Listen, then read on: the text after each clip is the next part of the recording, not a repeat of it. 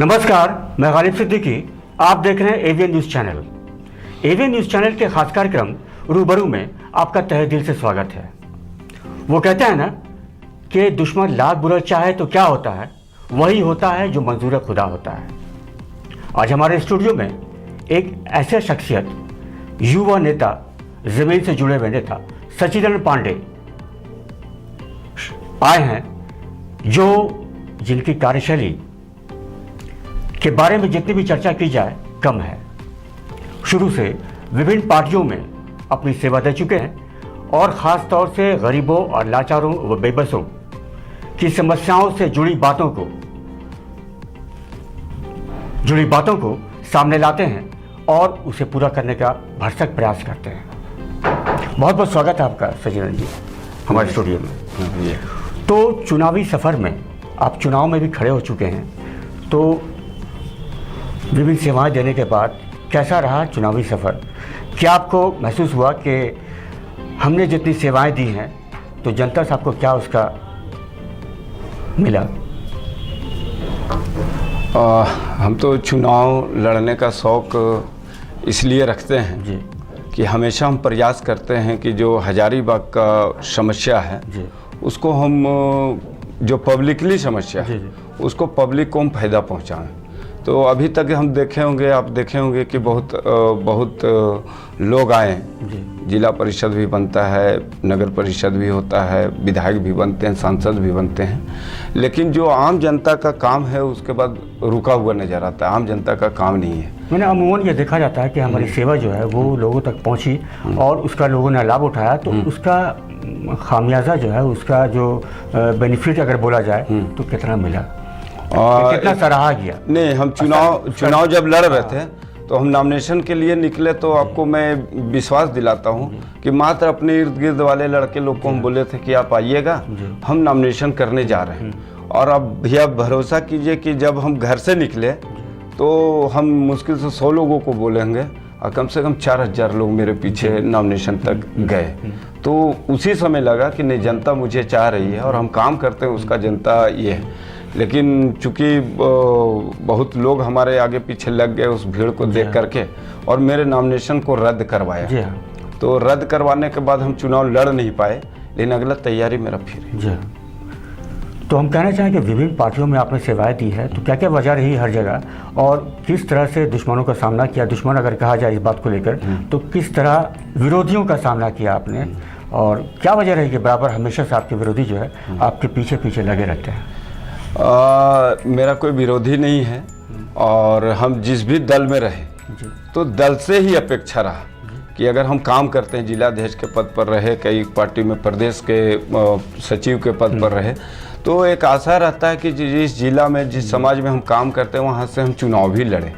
तो जब लड़ने की बारी आती है तो हमेशा हर दल के लोगों को देखते हैं क्या कि एक पूंजीपति को उठा कर ले आते हैं। किसी भी दल में आप जाएंगे तो हम लोग जैसे युवा जो हम हजारीबाग के हर समस्या के लिए लड़ते हैं, अगर जनता हमको चाह भी रही है तो हमको किसी न किसी पैसे वाले को ही मदद करना है। तो हमको पैसे वाले से दिक्कत नहीं है, दिक्कत ये है कि वो लोग काम नहीं कर पाते हैं। और हम जमीन से जुड़े, हर लोगों से जुड़े हुए हैं, हर समस्या के लिए लड़ते हैं। तो हम उसका काम अगर कर रहे हैं तो आवाज़ जो विधायक को करना चाहिए, चाहे सांसद को करना चाहिए, उस आवाज़ को हम उठाते हैं और काम होता है। लेकिन उसमें विधायक और सांसद का योगदान नहीं होता है। कई एक समस्या है, आप हाल फिलहाल का एक बहुत बड़ी समस्या बताते हैं कि टोल नाका हमारे शहर के इर्द गिर्द ही बन गया, ठीक है। और टोल नाका जब हम उधर से गुजर रहे तो पता चला कि टोल नाका बन गया, तो अब इसमें तो हर घर के लोगों को फिर से पैसा देना होगा। मात्र 5 किलोमीटर बाहर जाएंगे और पैसा दे जाना होगा, पैसा दे के आना होगा। तो हम उसका लड़ाई हम छेड़ दिए। तो छेड़े तो जनता का समर्थन मिला, 5000 लोग आए और सभी पार्टी के लोगों को हम आमंत्रण किया, सब लोग आए।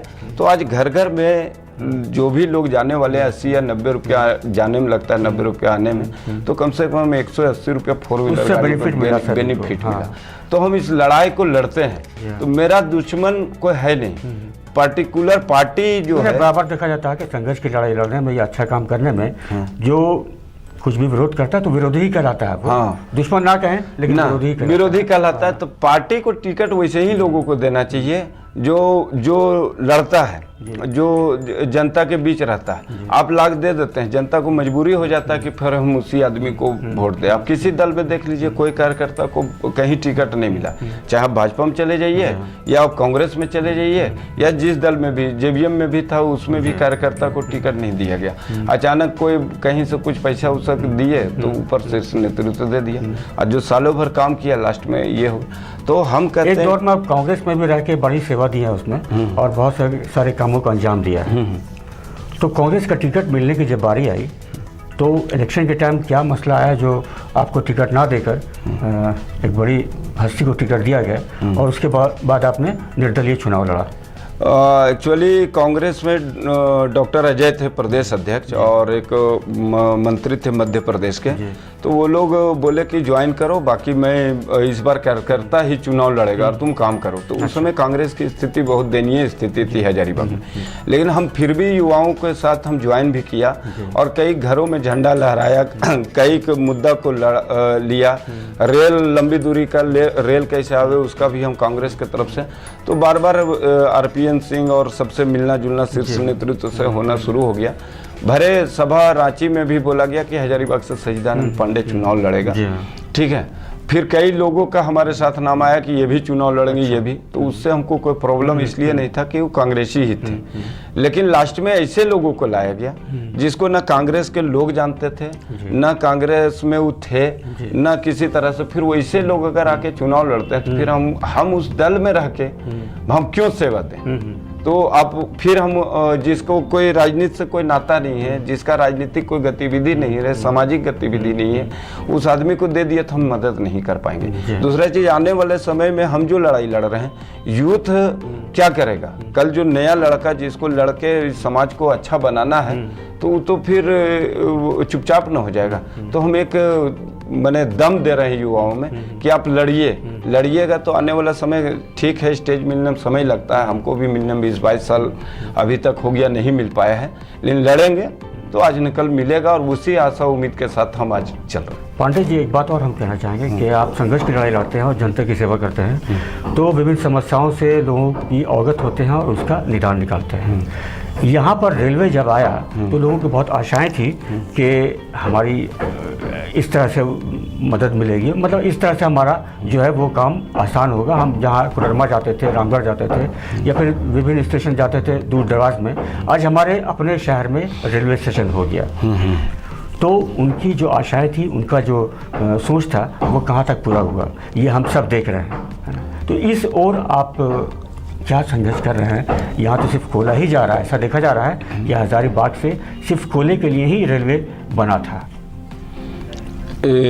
आप 2014 में जब रेलवे स्टेशन का उद्घाटन हो रहा था, तो जो प्रधानमंत्री जी, जो अभी वर्तमान प्रधानमंत्री, वो आए थे, वो बोले थे हजारीबाग का लोग रेल नहीं देखा था, आज हमने रेल दे दिया, समझे। और यहाँ से अब आप किसी भी कोने में जा सकते हैं, और ये आपके लिए रेल दिया गया है, ठीक है। लेकिन आज 7 साल 8वां साल अब लगभग होने जा रहा है, आज तक सिर्फ हम लोग कोयला जाते देखे हैं। अपने धरती में सिर्फ हम गड्ढा होते देख रहे हैं। बड़ा मैंने क्या बोलते हैं, कोयला निकाल के इतना बड़ा बड़ा गड्ढा कर दिया जा रहा है कि हमको लगता है कि आने वाले समय में हमको बताना पड़ेगा कि यहाँ कोयला होता था और इस धरती से ट्रेन के माध्यम से कोयला चला गया, और लंबी दूरी का कभी कोई ट्रेन नहीं आया। तो हमारा एक प्रयास है कि हम लड़ें। तो एक बार हम धरना प्रदर्शन दिए थे, DRM आए थे, तो उस समय पटना और हजारीबाग का रेल दिए थे। दोबारा हम टुकटुकिया निकाल के 5 गो ये करके कि लंबी दूरी का रेल जो है सो हमको चाहिए, ठीक है, या तो लंबी दूरी का रेल दो, नहीं तो कोयला ढोना छोड़ दो। इस तरह का नारा दे करके हम एक कार्यक्रम किए थे। अभी आने वाले समय में हम 1 लाख घरों में जाएंगे और 1 लाख घर का हस्ताक्षर हम कराएंगे कि अब हमको कोयला ढोने वाली रेल नहीं चाहिए। यहाँ से उच्च चिकित्सा के लिए हमरा कैसे लोग तो कोयला उठाने के नाम पर भी काफ़ी विवाद हुआ, ये हम सब जानते हैं, है ना। पैसेंजर ट्रेन तो छोड़िए और बड़ी ट्रेन तो छोड़िए, कोयला उठाने के नाम पर भी विवाद हो रहा है। देखिए, कोयला उठाने के नाम पर विवाद नहीं हो रहा है। कोयला माने जो लोग उठा रहे हैं और जो लोग विवाद कर रहे हैं उनकी समानता को देखना पड़ेगा। वहाँ कौन लोग उठा रहे हैं, ठीक है, और कौन लोग वहाँ बंद कराने जा रहे हैं। तो दोनों में समानता एक ही होगा कि एक हटेंगे तो दूसरा जाएंगे, यही है वहाँ पे। लेकिन हम चाहते हैं कि आम जनमानस को फायदा हो, जिसकी धरती जिसका ज़मीन लिया गया है वो आज भी हवाई चप्पल पर घूम रहा है, उसको बढ़िया तन में कपड़ा मिले, उसके घर बढ़िया हो, उसका खाना बढ़िया हो। आप देखते होंगे कि सऊदीया चल जाइएगा तो वहाँ जाइएगा तो पेट्रोल निकलता है ज़मीन से, तो वो लोग सोना के थाली में खाना खाते हैं, ठीक है। हमारे यहाँ कोयला, अवरक, सोना सारा कुछ निकलता है। यहाँ का आदमी क्या है कि उसको पैसा मिल जाने के बाद उस धरती से उसका जुड़ाव खत्म हो जाता है और हवाई चप्पल पे आ जाता है। कोल साइडिंग की बात निकली है पांडे जी, तो हम सब वाकिफ़ हैं कि वहाँ की जनता, वहाँ के जितने भी गरीब लोग हैं, जो किसान हैं और जिनका वहाँ पर घर है, उनके हालात क्या हैं वो देख ही चुके होंगे, या हम सब जानते हैं। खेती करते हैं तो सारा फल और अनाज जो है वो सब, जितना भी सब्जी होता है वो सब काला होता है। कोयले का रंग ज़्यादा काला ना होगा जितना सब्जी का होता है।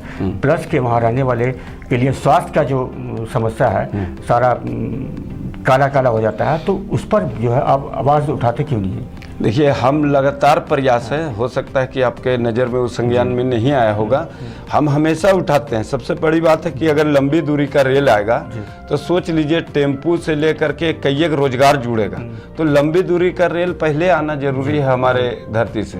उसके बाद अगर कोयला जाता तो हमको कोई परेशानी नहीं है, लेकिन अगर हमारा लंबी दूरी का ट्रेन ही नहीं आता, जो बनाया गया, हाँ, कोल साइडिंग हम उस पर भी आ रहे हैं, गलत जगह बना, नहीं, वो कोल साइडिंग भी आ रहे हैं, वो टाउन के करीब बन गया है, जो कि उसको नहीं आना चाहिए और कई क्षेत्र प्रभावित हैं। और वो जगह देखिएगा कृषि वाला क्षेत्र है। आप देखिएगा कि उधर से हम लोग का शहर में सब्जी से लेकर के हर अनाज बेचने के लिए लोग आता है, लेकिन वो लोग त्रस्त इससे है कि कोयला तो जाता है, ठीक है, कोयला जाने से पूरा चीज काला हो जा रहा है या दब के ये हो जा रहा है, या उसमें इस तरह का प्रदूषण आ जा रहा है ना कि सिर्फ गांव वाले लोगों को तकलीफ नहीं, हम लोग को भी परेशानी उससे होता है। तो ये मामला हम लोग उठा ही रहे हैं, ऐसा नहीं कि नहीं उठा रहे हैं। और ये मामला कम से कम जो यहाँ के जनप्रतिनिधि है उनको समझना चाहिए, लेकिन जनप्रतिनिधि इसलिए नहीं समझेंगे क्योंकि हर व्यापार में यहाँ का दूसरे लोग संलिप्त नहीं है, यहाँ के जनप्रतिनिधि संलिप्त है और बहुत लोग उस जनप्रतिनिधि के खिलाफ लोग नहीं बोल पाते हैं। प्रॉब्लम ये भी है, समझे। लेकिन हम लोग तो मुखर होकर बोलेंगे, जो गलत होगा वो गलत का विरोध हम लोग करेंगे, चाहे कोई भी हो। अच्छा पांडे जी, एक बात और अहम बात है जो हम लोग जो जानना चाहते हैं, पब्लिक भी जानना चाहती है कि आपके वंशज को लेकर जो है, पूर्वज को लेकर वंशज, तो मंगल पांडे से कोई रिश्ता रहा आपका? हाँ, मंगल पांडे और जयमंगल पांडे। हाँ, तो मंगल पांडे एक किराएदार थे, वो सिपाही थे। जयमंगल पांडे डोरंडा में सूबेदार के पद पर थे और मंगल पांडे 29 मार्च को देश में कारतूस जो भरा जाता था, बंदूक पहले भर के ही चलाया जाता था, तो उसमें गाय और सुअर की चर्बी को लेकर के, तो वो लड़ाई मंगल पांडे लड़े थे। उसमें क्या था कि 29 मार्च को विद्रोह करते हैं और 2-3 बड़े अधिकारी, अंग्रेज अधिकारी को मार देते हैं। उसके बाद अंग्रेज अधिकारी घेर लेता है और 6 अप्रैल को उनको ट्रायल किया जाता है और 8 अप्रैल को फांसी दिया जाता है। तो 29 मार्च और 8 अप्रैल मात्र 10 दिन होता है। मैं उनका नमन करता हूँ, उनकी 10 दिन की लड़ाई है और बहुत बड़ी लड़ाई है। वहाँ वो एक बहुत बड़ी लड़ाई को शुरुआत की है, लेकिन उसी समय पूरे देश में एक प्लानिंग वे में तैयारी चल रही थी, जो पूरे देश में एक साथ अंग्रेजों को हम खदेड़ेंगे, ठीक है, जिसका नेतृत्व जयमंगल पांडे किए थे और बाबू वीर कुंवर सिंह आरा छपरा से मंगल पांडे और जयमंगल पांडे, हाँ, तो दोनों तो अलग अलग, हाँ, अलग अलग है, दोनों अलग अलग। हाँ। तो ये जो इसमें जो जयमंगल पांडे के साथ हैं, इनके साथ वंशज भी अलग था ना, कि दोनों एक ही वंशज? नहीं, दोनों अलग अलग वंशज है, ठीक है। अब जो जयमंगल पांडे हैं, इनका नेतृत्व झारखंड से शुरुआत होना था। बाबू वीर कुंवर सिंह के पास आरा जाना था, आरा के पास मेरठ, और मेरठ के बाद जो है सो दिल्ली पर कब्जा करना था। तो ये एक बहुत बड़ी और प्लानिंग वे में लड़ाई थी, जिसमें पांडे गणपत राय, चम्मा सिंह, विश्वनाथ शाही, नादिर अली शाह, शेख भिखारी, नीलांबर पीताम्बर और उसके बाद उमराव टिकायत, शामिल थे। समझे। हाँ। ये सारे लोग शामिल थे और हर एक जिला से एक एक लोग नेतृत्व कर रहे थे। और ये डोरंडा से जो विद्रोह हुआ, जिसको आप सिपाही विद्रोह के नाम से जानते हैं, वो जयमंगल पांडे के समय से, और ये लंबी आज़ादी की लड़ाई ये है। और चतरा की जो धरती है, अब मैंने वो निर्णायक, उस समय बिहार था, ये तो झारखंड इधर अलग हुआ। तो बिहार का जो सबसे निर्णायक लड़ाई आज़ादी की बोली जाती है, वो यही लड़ाई बोली जाती है, जिनको चतरा में 150 सैनिकों के साथ फांसी पे चढ़ाया गया, नादिर अली और जयमंगल पांडे के साथ। तो हमारा सवाल था कि आपके वंशज मतलब जयमंगल पांडे से है या फिर मंगल पांडे से? नहीं, हम जयमंगल पांडे से। जयमंगल पांडे से। आमिर खान जो फिल्म बनाया था अभी, हाँ हाँ, मंगल पांडे पर फिल्म बनाया था। हाँ हाँ, तो उनसे कोई आपका ये नहीं है? नहीं, मंगल पांडे और जयमंगल पांडे का जो किरदार है ना, जी हाँ। वो उसमें मिला दिया गया अच्छा, था, किरदार। जिसका अभी हमने आवेदन भेजा है कि किरदार जो है सो जयमंगल पांडे का था। चूंकि देख लीजिए 10 दिन का अंतराल जो होता है ना, 10 दिन में आप बहुत बड़ी लड़ाई को नहीं लड़ सकते हैं। तो मंगल पांडे एक लड़ाई छेड़े, इसके लिए उनको नमन है। लेकिन बड़ी लड़ाई का अंजाम जयमंगल पांडे दिए और उसी समय दिए। तो चूंकि मंगल और जयमंगल नाम एक ही जैसा मिलता जुलता था, और झारखंड एक तराई, हाँ टाइटिल एक था, पांडे ही भी थे, और जंगल एक तराई क्षेत्र था, माने जंगली क्षेत्र था ये। तो इधर का बात उधर नहीं जा पाया, तो मंगल पांडे ही प्रचारित रह गए और जयमंगल पांडे आज सामने नहीं आ पाए। चलिए, आज हम प्रयास कर रहे हैं। हम बात करते हैं कि आगे जो है, आगे की प्लानिंग आपने कैसे की है और क्या करना चाहते हैं आने वाले चुनाव में? आप किसी पार्टी का सहारा लेकर चुनाव लड़ना चाहते हैं या फिर निर्दलीय ही जनता के सेवा के लिए आगे आना चाहते हैं? सर, हम पार्टी में रहे ना रहे, हम हमेशा कोई भी जनता है या यूथ जो भी होगा, कम से कम इतना तो जरूर किए हैं कि सबके साथ हम सहयोगात्मक रूप से हम खड़े रहें, चाहे जिस भी अवस्था में हो। तो हमेशा हमारा प्रयास रहा कि जिसके साथ खड़े रहें और वो भी हमारे साथ दिली रूप से लोग खड़े रहें। तो हम आगे चुनाव का भी हम तैयारी कर रहे हैं, क्योंकि हम इसी समाज में काम किए हैं, तो हमको भी इसी समाज से भी वोट मिलकर अच्छी तरह से सेवा करेंगे। और हम निश्चित रूप से बताते हैं कि हजारीबाग में हम काम करना चाहते हैं। एक गड्ढा भी होता है ना, तो हम रात में सोते नहीं कि शहर में गड्ढा क्यों है। ठीक है, शहर के लोगों को अगर जरा सा भी कहीं तकलीफ लगता है कोई चीज का, तो हम रात में सोते नहीं। लेकिन यहाँ के जो जनप्रतिनिधि हैं, पता नहीं उसको कैसे नींद आता है, उनका सारा संपत्ति यहाँ पर है, सब उसी रूट से जाएंगे, गड्ढा भी है, फलना भी है, लेकिन कभी उन लोग को ध्यान। लेकिन हम तो लड़ेंगे, चाहे हमको लोग सामने लावे नहीं लावे, और लेकिन लोगों के बीच भी जाएंगे और प्रयास। और हमको लगता है कि जनता हम पर भरोसा करेगी जिस तरह से हम काम। बिल्कुल आपकी सोच। और पार्टी हम बता देना चाहते हैं कि केजरीवाल एक स्वच्छ पार्टी और बढ़िया मुख्यमंत्री, अभी भारत देश में जाएंगे तो उनसे बढ़िया मुख्यमंत्री को नहीं। तो आने वाले समय में हम आम आदमी पार्टी से भी चुनाव लड़ने का। जी हाँ, एक अच्छी बात समझ में आई, एक अच्छा रास्ता अपना निकाला और लोगों को बताया कि आप आम आदमी पार्टी से जुड़कर जनता की सेवा करना चाहते हैं। आपसे बात हुई हमारी पांडे जी, तो बहुत खुशी लगी, बहुत अच्छी बात हुई। स्टूडियो में आने के लिए हमारा बहुत बहुत धन्यवाद आपका। हम आपको भी धन्यवाद देते हैं, आपके टीम को धन्यवाद देते हैं, और एबीएन चैनल को भी हम बधाई देते हैं कि दिनों दिन बने वो बढ़े। जी, तो आपने देखा कि पांडे जी जो एक समाज सेवक हैं और युवा नेता हैं, इन्होंने किस तरह समाज सेवा की है और आपसे भी इन्हें बहुत सारी उम्मीदें हैं। तो हमारी संभावनाएं हैं कि आप इनकी उम्मीदों पर खरे उतरिएगा। रूबरू कार्यक्रम में आप हमारे साथ बने रहिए। धन्यवाद।